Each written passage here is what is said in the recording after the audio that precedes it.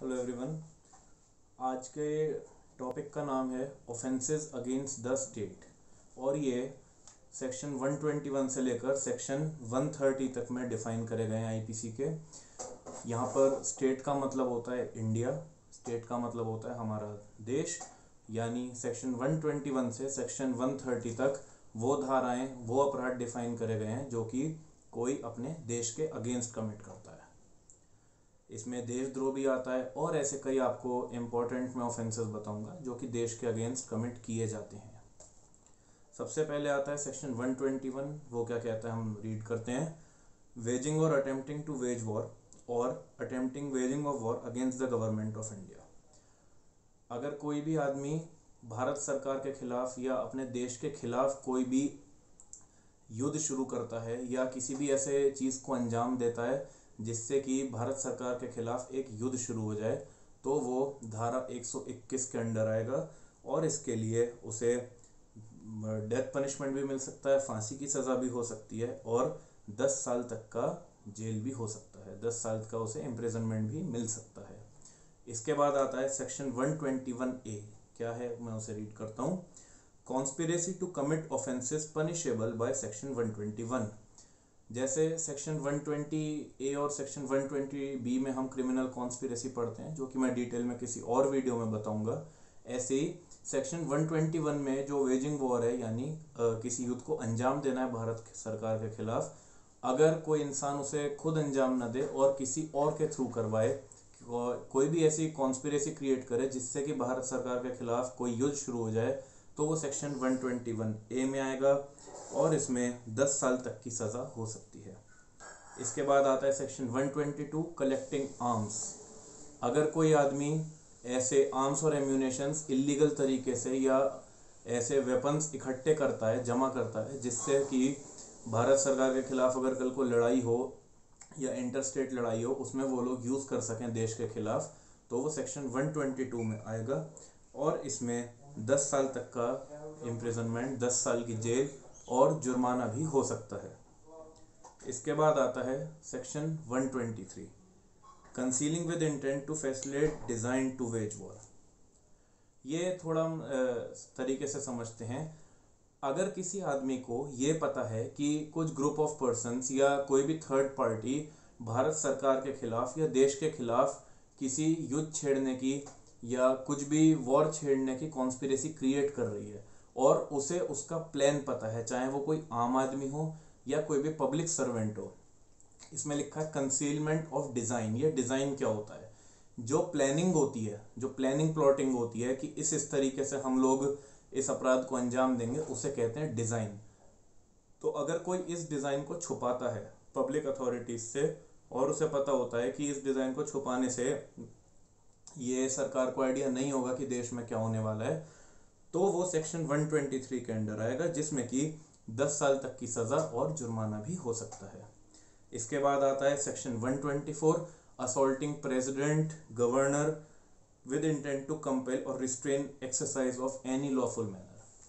अगर कोई इंसान इस अपराध को अंजाम देता है जिसमें कि जो भारत के प्रेसिडेंट हैं या किसी स्टेट के गवर्नर हैं, वो अपना कोई भी लॉफुल एक्सरसाइज, लॉफुल पावर को एक्सरसाइज करने चलें, कोई भी ऐसा काम करने चलें जो उन्हें लीगली पावर दी गई है और उसे रोकने की कोशिश करता है, तो फिर वो सेक्शन 124 में आएगा।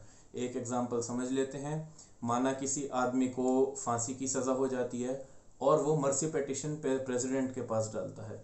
ऐसे में अगर प्रेसिडेंट माना ये कहे कि आज शाम को मैं मर्सी पिटीशन पे साइन करूंगा और कोई आदमी ये किसी ऐसे अपराध को अंजाम दे जिससे कि प्रेसिडेंट के काम में बाधा आए, वो मर्सी पिटीशन साइन ना कर पाए, तो वो सेक्शन 124 में आएगा, जिसके लिए 7 साल तक की सज़ा और भारी जुर्माना हो सकता है। इसके बाद आता है सेक्शन 124A सेडिशन, जो कि बहुत इंपॉर्टेंट है। ये हम पहले भी डिस्कस कर चुके हैं कन्हैया कुमार केस में। सेडिशन का मतलब होता है अगर कोई वर्ड से, चाहे वो स्पोकन हो या रिटन हो, यानी कि चाहे वो वर्ड ऑफ माउथ हो या फिर वो कहीं पर पब्लिश्ड हो, उससे ऐसी स्पीच देता है या इस तरीके की फीलिंग्स को जागरूक करने की कोशिश करता है जनता की आंखों में, जिससे कि वो एग्जिस्टिंग गवर्नमेंट के खिलाफ, एग्जिस्टिंग जो गवर्नमेंट ऑफ इंडिया है, भारत सरकार है, उसके खिलाफ हेट्रेड की फीलिंग्स पैदा हों, तो फिर ये सेक्शन 124 इस एडिशन में आएगा। और इसमें जैसे लिखा है कि डिससेटिस्फेक्शन होता है, लोगों की नज़रों में क्रिएट किया जाता है गवर्नमेंट के खिलाफ, तो डिससेटिस्फेक्शन का मतलब है डिसलॉयल्टी। इसमें ये नहीं आएगा माना जैसे पॉलिटिकल लीडर्स एक दूसरे की बुराई करते हैं, तो ये सेडिशन नहीं हुआ। लेकिन जैसे कन्हैया कुमार ने नारे लगाए थे इंशाल्लाह इंशाल्लाह और ये भारत तेरे टुकड़े होंगे, ये सब करके इस तरीके से उसने डिसलॉयल्टी लोगों के मन में क्रिएट करी भारत सरकार के खिलाफ, तो ये सेडिशन में आएगा। और इसके अंदर 3 साल तक की सज़ा हो सकती है और पूरे इम्प्रिजनमेंट फॉर लाइफ भी हो सकता है। इसके बाद हम लोग सेडिशन के बाद चलते हैं सेक्शन 125 पर। अब सेक्शन 125 क्या कहता है? Waging war against any Asiatic power in alliance with the government of India. जो एशिया का कॉन्टिनेंट है, अगर एशिया में जो भी दूसरी कंट्री हैं जिसकी भारत सरकार से दोस्ती है और कोई हिंदुस्तानी आदमी उस देश के खिलाफ वॉर क्रिएट करता है या कोई भी ऐसे अंजाम देता है उस देश के खिलाफ वॉर होने पर, जिसके जो अलायंस है इंडिया से, चाहे वो जैसे सार्क होता है या इस तरह की किसी भी उसमें बनी हुई हो, बीच में एग्रीमेंट साइन हुए हो 2-3 देशों के, चाहे वो ट्रेडिंग का हो, चाहे वो किसी चीज़ का हो, एक्सट्रेडिशन का हो, ऐसे में अगर कोई दूसरे एशियाटिक पावर के खिलाफ, एशिया के देश के खिलाफ वॉर शुरू करता है, तो ये सेक्शन 125 में आएगा, जिसमें कि 7 साल की सज़ा मिल सकती है और भारी जुर्माना भी देना हो सकता है। इसके बाद इम्पोर्टेंट हम समझते हैं, बहुत ज़्यादा इम्पोर्टेंट ये आखिरी के 3 सेक्शंस हैं। सेक्शन 128। सेक्शन 128 क्या कहता है? Public servant voluntarily allowing prisoner of state और वॉर टू एस्केप। अगर कोई पब्लिक सर्वेंट है, यानी कि पुलिस ऑफिशियल है या कोई मजिस्ट्रेट है, डिस्ट्रिक्ट या एग्जीक्यूटिव मजिस्ट्रेट है, और उनकी कस्टडी में है कोई प्रिजनर ऑफ वॉर, यानी दूसरे देश से जंग कर कर जिसे प्रिजनर बनाया गया है, या फिर कोई स्टेट का क्रिमिनल है, अगर वो उसे भगाने में मदद करता है, यानी उसे अपने ठिकाने से एस्केप करने में मदद करता है, तो ये देश के खिलाफ डिसलॉयल्टी है और ये सेक्शन 128 में आएगा, जिसमें कि 10 साल तक की सज़ा और भारी जुर्माना भी लग सकता है। इसके अलावा सेक्शन 129 आता है, public servant negligently suffering such prisoner to escape.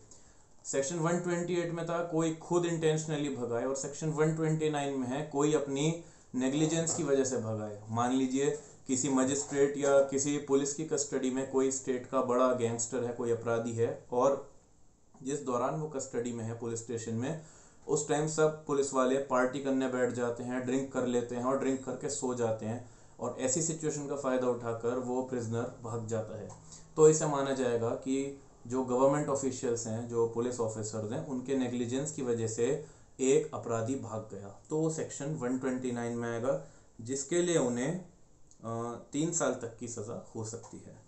और लास्ट आता है हमारा सेक्शन 130, बहुत इंपॉर्टेंट है, एडिंग एस्केप ऑफ रेस्क्यूइंग और हार्बरिंग सच प्रिजनर।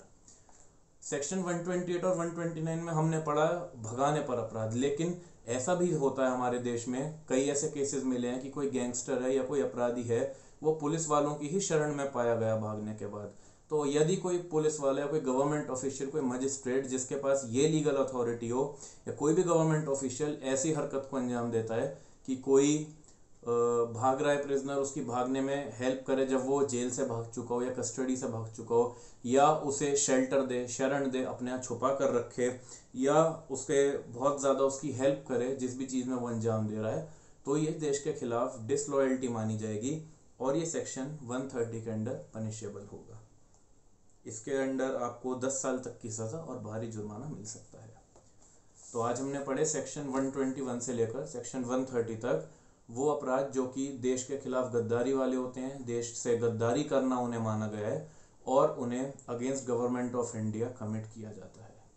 अगर आपको ये वीडियो अच्छी लगती है और आपको ये ऑफेंसेस अच्छे सिंपल लैंग्वेज में समझ आए तो मेरे चैनल को सब्सक्राइब कीजिए, और किसी भी और टॉपिक पर आपको वीडियो चाहिए तो इंस्टाग्राम पे मेरे पेज पे मेरे को DM कीजिए, मैं उस ऑफेंस या उस टॉपिक पे वीडियो बना दूंगा। Thank you.